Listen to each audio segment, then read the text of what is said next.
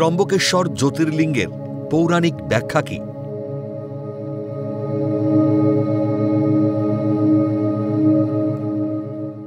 ব্রহ্মা, বিষ্ণু ও মহেশ্বরের মধ্যে শ্রেষ্ঠ কে তা প্রমাণ করতে দেবাদিদেব মহাদেব সুবিশাল, অনন্ত, অসীম এক জ্যোতির্ময় আলোকরশ্মিরূপে উদ্ভাসিত হলেন। একেই বলে জ্যোতির্লিঙ্গ। ভারতের 12টি বিভিন্ন স্থানে এই জ্যোতির্লিঙ্গের আত্মপ্রকাশ ঘটল। এটাই হল দ্বাদশ জ্যোতির্লিঙ্গ। দ্বাদশ জ্যোতির্লিঙ্গের 10তম লিঙ্গটি হল ত্রম্বকেশ্বর। ত্রম্বকেশ্বর জ্যোতির্লিঙ্গের ইতিহাস বহু প্রাচীন। এটি ভারতের মহারাষ্ট্রের নাসিক থেকে প্রায় 28 কিলোমিটার দূরে ত্রিম্বকে অবস্থিত। গোদাবরী নদীর উৎপত্তিস্থলও এই মন্দির সংলগ্ন কুশাবর্ত কুণ্ডে বলে মনে করা হয়। ত্রম্বক শব্দটি এসেছে সংস্কৃত শব্দ ত্রি, যার অর্থ 3, এবং অম্বক, যার অর্থ চোখ থেকে।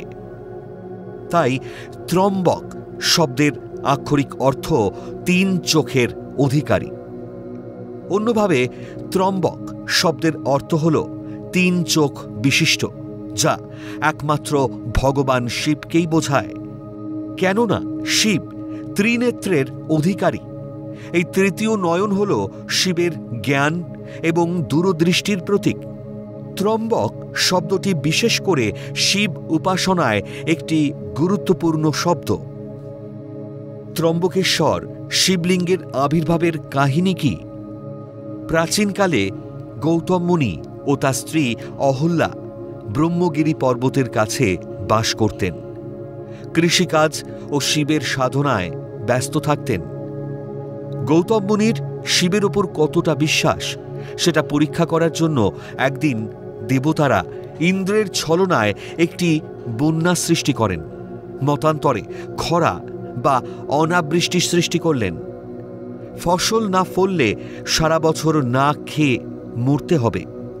গৌতম মুনি এই ঘোর বিপদ থেকে রক্ষা পাওয়ার জন্য শিবের তপস্যা আরম্ভ করেন এবং শিবকে এই স্থানে জ্যোতির্লিঙ্গ রূপে আবির্ভাব হওয়ার অনুরোধ করেন।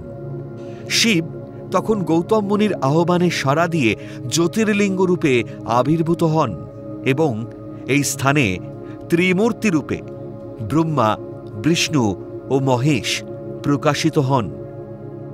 এই ঘটনার স্মরণে এখানে ত্রিম্বকেশ্বর জ্যোতির্লিঙ্গ মন্দির প্রতিষ্ঠিত হয়। ত্রম্বকেশ্বর জ্যোতির্লিঙ্গ কোথায় অবস্থিত? ত্রিম্বকেশ্বর শিবলিঙ্গটি ত্রম্বক শহরে ব্রহ্মগিরি পর্বতের কাছে অবস্থিত। কিংবদন্তি অনুসারে শিব এখানে জ্যোতির্লিঙ্গ রূপে আবির্ভূত হয়েছিলেন। ত্রিমূর্তি ব্রহ্মা, বিষ্ণু ও মহেশ এখানে ত্রিম্বকেশ্বর রূপে প্রকাশিত হয়েছিলেন এবং গোদাবরী নদীর উৎপত্তিস্থলও এই মন্দির সংলগ্ন কুশাবর্ত কুণ্ডে বলে মনে করা হয়।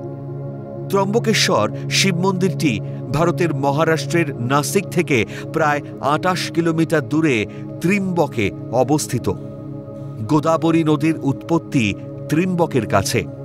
এই মন্দিরকে ঘিরে 3টি পাহাড় রয়েছে: ব্রহ্মগিরি, নীলগিরি এবং কালাগিরি।